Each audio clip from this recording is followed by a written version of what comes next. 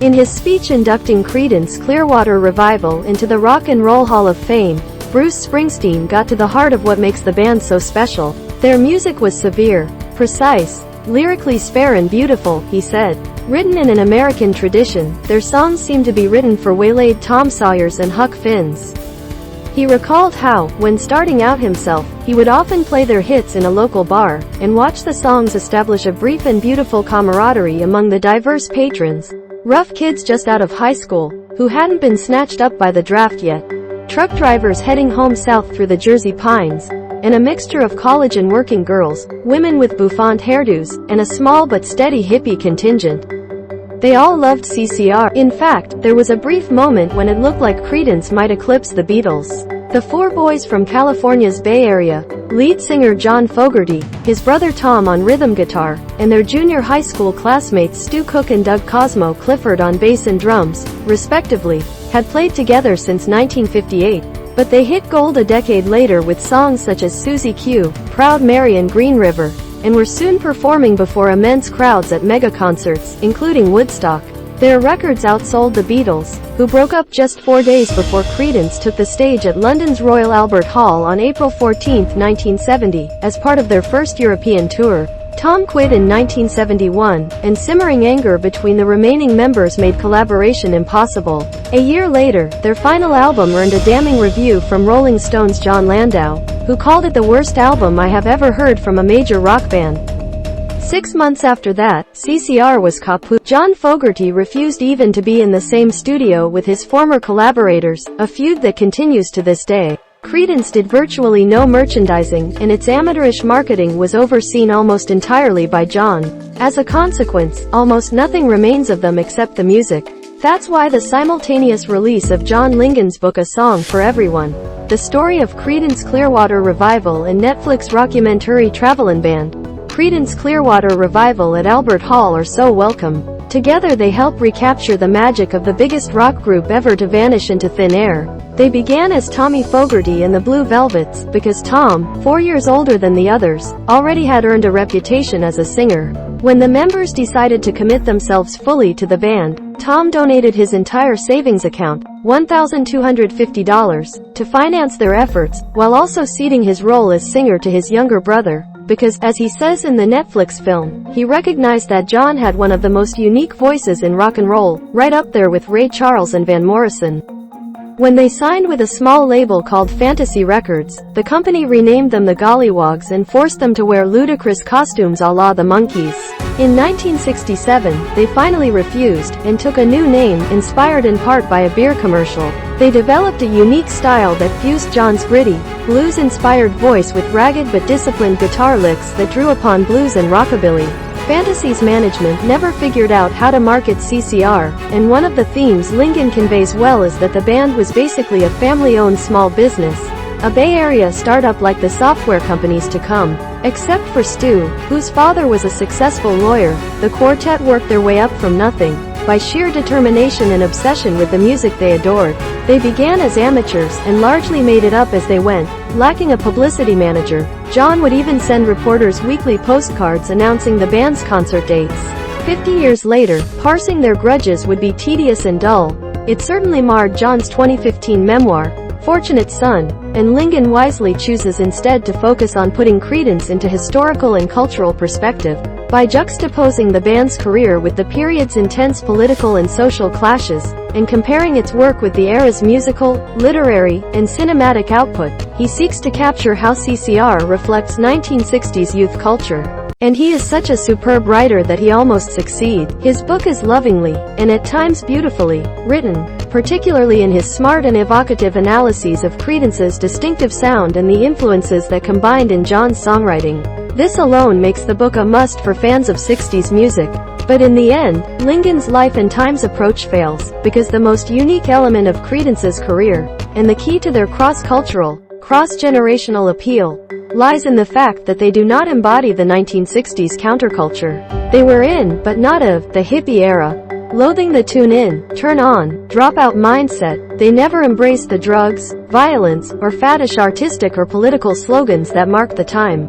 In one chapter, for example, he describes in moving detail the plight of young Vietnam draftees who were being sent across the world at gunpoint despite crumbling support for their purpose or mission, and remarks that the foursome were aware that their songs might be the last live music that some members of their audience might ever hear, only to admit a few pages later that John wasn't writing songs about these subjects, and that his bandmates weren't marchers by temperament. Indeed, when Doug and John's draft numbers came up, they didn't refuse, they served.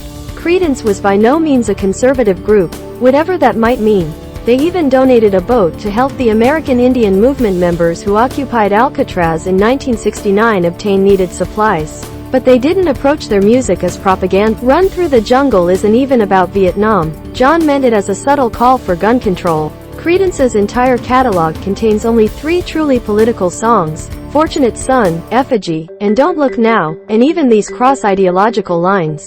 The first comments on the injustice of special privileges for the wealthy and well-connected. The second prophesies the horrors of civil war. Don't Look Now, the best written of the 3, takes a step back to comment on how politicians and voters alike try to avoid responsibility for their political demands.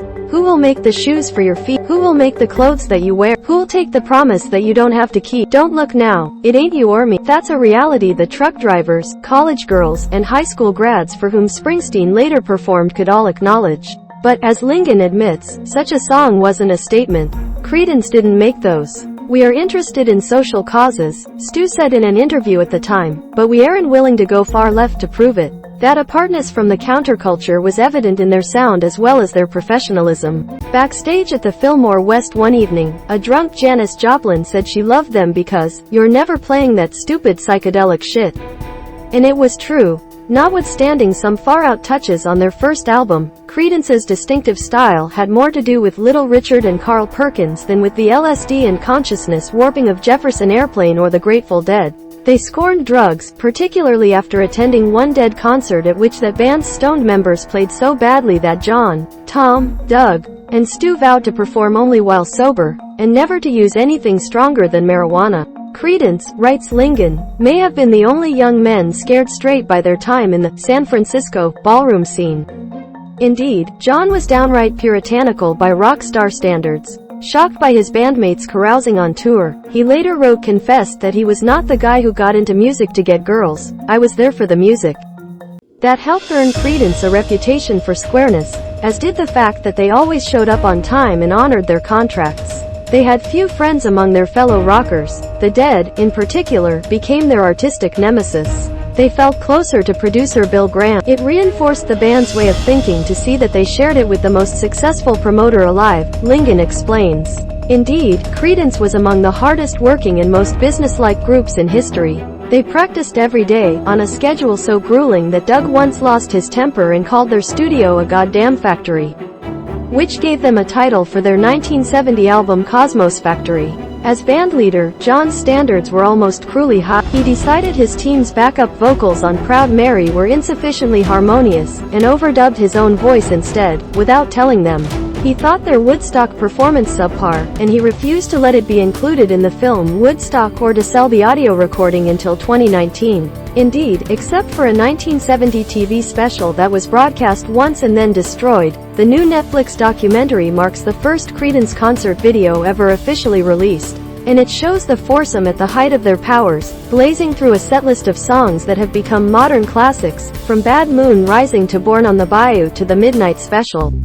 The presentation is lean and clean. The band's trademark lack of affectation is on full display, and the audience was so delighted that, as the film's narrator Jeff Bridges observes, it gave Creedence a 15-minute standing ovation. What Bridges doesn't mention is that the reason they cheered so long is because they wanted an encore, and John refused. Arbitrarily deciding that encores are phony, he proclaimed that the band would no longer do them, and the other 3 went along with it, although Doug was so angry about it that he overturned a table backstage. Accounts differ over whether John was sitting on it at the time. As Lincoln observes, John's domineering perfectionism was hard enough for the other 3 to swallow in the studio, where he wrote all the songs, played all the leads, and sang all the vocals, but it was especially galling on tour, because concerts were their only opportunity to show off their work to the audience. In his memoir, John admits to monopolizing the band, but claims it was necessitated by the others' laziness and incompetence. The Netflix documentary and the Woodstock album prove how unjust that accusation is.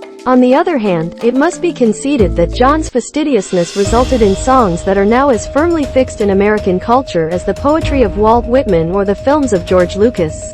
What explains that impact is the way those songs draw on elements deeper than passing fashions or political concerns. The instrumentation has a no-frills grit and bounce that combines the best elements of indigenous American music. If the lyrics have any ideological core, it lies in what Lingan calls a single-minded idea of heroism built on individual resistance to outside restriction, which is to say, plain Americanness. Proud Mary is about Mark Twain, not Timothy Leary or Herbert Marcuse. Songs like Green River, Up Around the Bend, and Born on the Bayou evoke an imaginary Huck Finn experience, where a boy might fish, play with his hound dogs, and dance with barefoot girls in the moonlight, without having to answer to outside authority. John's music grew from a mythos perfectly symbolized by the hillbilly flannel he wore, and still wears, on stage, and he is surely the only 60s rocker to cite Stephen Foster as a major songwriting influence. "I am not trying to polarize hippies against their parents," he told one interviewer. "My concept of what music is supposed to be, is that it shouldn't do that. It should unite, as corny as that is." Yet he also strove to avoid cliches and anodyne sentiments. "I don't appeal to basic motivations," he says in the Netflix film. "I don't start, hey all you hippies, join together and let's smoke dope,